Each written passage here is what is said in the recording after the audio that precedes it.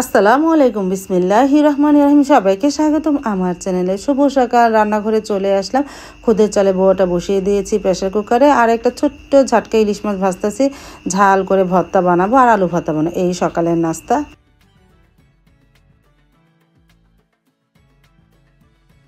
ভাজা হয়ে যাওয়ার পর ছোট্ট ইলিশ মাছটা ব্লেন্ডারে ব্লেন্ড করে ভর্তা বানালাম। সাথে পেঁয়াজ, কাঁচামরিচ, রসুন, শুকনো মরিচটা একটু বেশি দিয়েছি যেন ঝাল ঝাল হয়। আর এই যে আলু ভর্তা, আলুটা একটু আমি খুদের বউয়ের সাথে সিদ্ধ দিয়েছিলাম। এখন আলু ভর্তা বানাই। ভর্তাটা তো হয়ে গেল, ব্লেন্ডারে ব্লেন্ড করেছি ঝাটকা ইলিশ মাছ ভর্তা। তারপরে খাবারের টেবিলে খাবারটা নিয়ে আসলাম। আমি আর সাইদুল্লাহ বাবা খেতেও বসে পড়লাম। আর সাবা তো ওঠেনি, একটু পরেই উঠবে। সারামণিও ওঠেনি।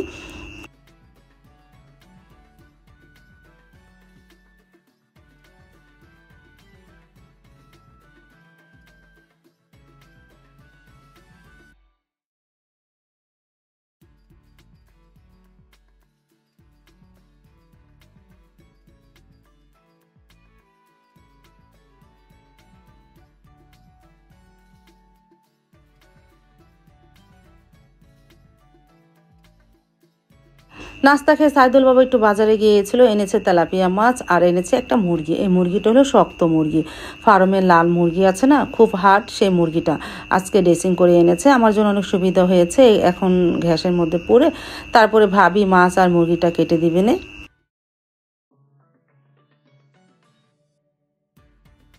তারপর তো আর ভিডিও করা হয় না। ঘর ঝাড়ু দিয়েছি, ঘর মুছেছি, থাল বাসন ধুয়েছি, অনেক কাজ করেছি। সব ভিডিও নিতে পারি না, তোমাদের সাথে শেয়ার করিনি। এখন প্রায় ঘন্টা তিনিক পর রান্নাঘরে চলে আসলাম, সেই ভিডিওটা শুরু করেছি। এই যে একটা সিনা নিয়েছি, আর সাথে চামড়াও আছে। চামড়াটা এবার আলাদা করিনি, পেঁপে দিয়ে ঝোল করব। তারপরে ভালোভাবে কেটে ধুয়ে নিয়েছি, প্রেসার কুকারে দিয়ে যে তাহলে তাড়াতাড়ি হয়ে যাবে না। আর সাইদুল্লাহ বাবাও চলে এসেছে, প্রায় 1টা বেজে গেছে না। এখন সাইদুল্লাহ বাবা আইসক্রিম নিয়ে এসেছিলো, এই লেবন আইসক্রিমগুলো খুব মজা, একটু টক তো ভালোই লাগে। তারপরে সাইদুল্লাহ বাবা মাংস দেখতেছে। আমি বললাম একটা অর্ধেক নিলে আমাদের হয়ে যাবে। তারপরে আমি সাইদুল বাবাকে একটু খাইয়ে দিলাম। সারামণি বলতেছে আমাকে একটু দাও, সারামণিকেও একটু দিলাম। তারপরে আমিও আইসক্রিমটা খেলাম। আর এদিকে প্রেসার কুকারে মেখে চুকে বসিয়ে দিলাম চুলায়। এই যে ময় মশলা দিয়ে একটু পানি দিয়েছি, তারপরে চুলায় বসিয়ে দিলাম। প্রায় 4-5টা সিজ হলে জালটা নিভিয়ে ফেলবো। বেশি সিজ দিব না, কারণ এই মুরগিটা বেশি নরম হলে সাইদুল বাবা খেতে চায় না। একটু শক্ত শক্ত থাকলে সাইদুল বাবার কাছে ভালো লাগে। আর ভাত তো বসিয়ে দিয়েছিলাম।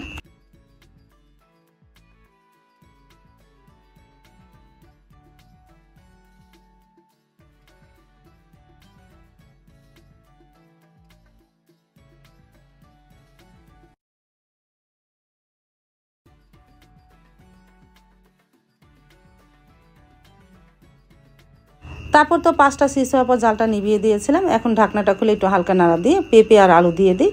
আর মুরগিটা অতটা নরম করি না, কারণ একটু শক্ত শক্ত সাইদুল্লাহ বাবাই খাবে।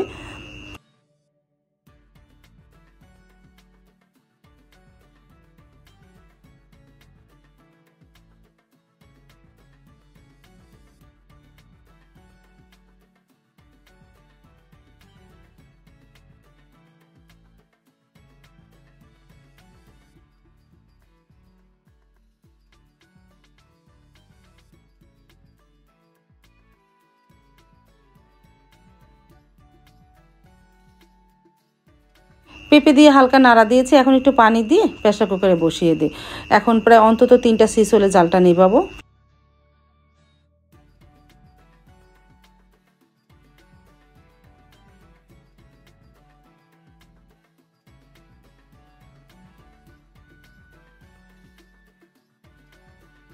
তারপরে তো 3টা সিজের পর জালটা নিভিয়ে দিয়েছিলাম। প্রায় 15 মিনিট পর ঢাকনা খুললাম। মাশাআল্লাহ সব কিছু সেদ্ধ হয়ে গেছে, কালারটাও সুন্দর এসেছে। পেঁপের ঝোল একটু ঝালঝাল করে রান্না করেছি, সাথে ভাত। এই দুপুরের মেনু।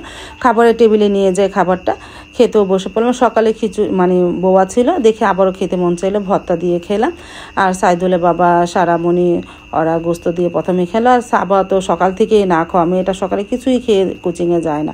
তারপরে সাবা অল্প একটু নিয়েছে, ভর্তা দিয়ে খাচ্ছে। আর একটু মাংস আর পেঁপে তুলে খাবে, ও তা ভাত তেমন খায় না। তারপরে আমরা এই দুপুরে খাবার সবাই আলহামদুলিল্লাহ খেয়ে নিলাম। তারপর তার ভিডিও করা হয়নি। মাগরিবের নামাজের পরে একটু রান্নাঘরে আসলাম। নুডলস ভেজে একটু বুড়া ভাজবো, ডিম, পাউরুটি আর ময় মশলা দিয়ে মেখে তারপর তাওয়ার মধ্যে করে একটু বড় বড় করে, মানে পিজাও বলতে পারো, এটা পিজাও বলি না, আমি মনে করি এটা পাকোড়া, বড় বড় পাকোড়া। এই যে সব ময় মশলা দিয়ে পাউরুটি দিয়েছি, কাঁচামরিচ দিয়ে নিই, সারামণি কাঁচামরিচটা খেতে চায় না। এখন এই যে তাওয়ার মধ্যে দিয়ে আমি হাত দিয়ে ভালোভাবে বড় করে দিব, একটা রুটির মতন বানাবো। সেটাকে এপিট উপিট করে মচমচো করে ভাজবো, তারপরে কেটে খাবো আলহামদুলিল্লাহ।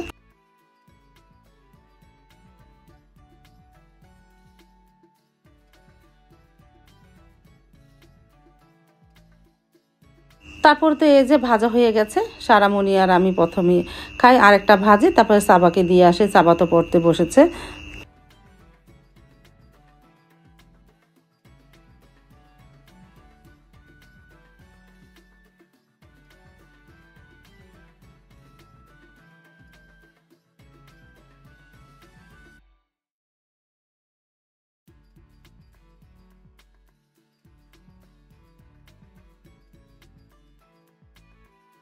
আরেকটা ভেজে সাবাকে দিয়ে আসলাম, আর এই ঘরে নিয়ে আসলাম, আমি আর সারামণি খেয়ে নিলাম। আলহামদুলিল্লাহ ভালোই হয়েছে, উপরটা মচমচে, ভিতরটা নরম ছিল।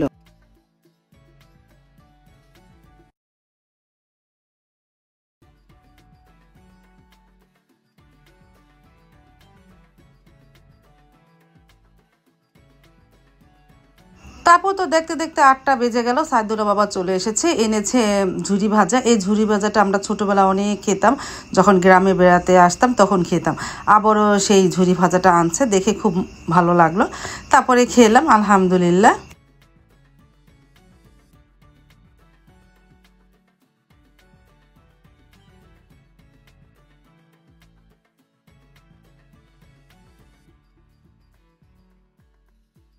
আজ তাহলে এ পর্যন্ত, দেখা হবে আগামীকালকে নতুন আরেকটা ব্লগ নিয়ে। আল্লাহ হাফেজ, আসসালামু আলাইকুম।